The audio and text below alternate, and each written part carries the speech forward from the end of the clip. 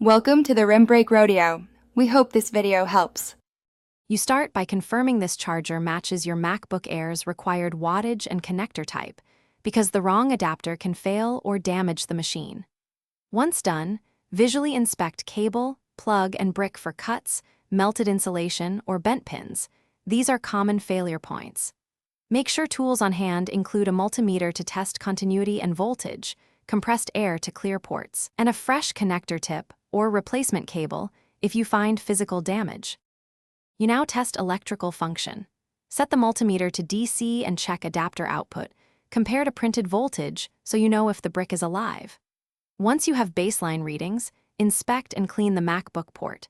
Compressed air and a swab with 90% plus isopropyl remove debris that prevents contact. If the cable shows exposed wires or intermittent continuity, either splice with insulated solder and heat shrink for a temporary fix, or replace the detachable tip or whole cable for a reliable long-term repair. You're finishing by reconnecting everything and measuring voltage at the connector while the MacBook is drawing power. Stable voltage under load means the repair worked. Once connected, make sure to reset the SMC or NVRAM because charging circuitry can latch and needs a refresh. This often restores recognition. If you still don't get charging, swap in a known good charger to isolate the problem. If that fails, the issue is likely internal and you should seek authorized service.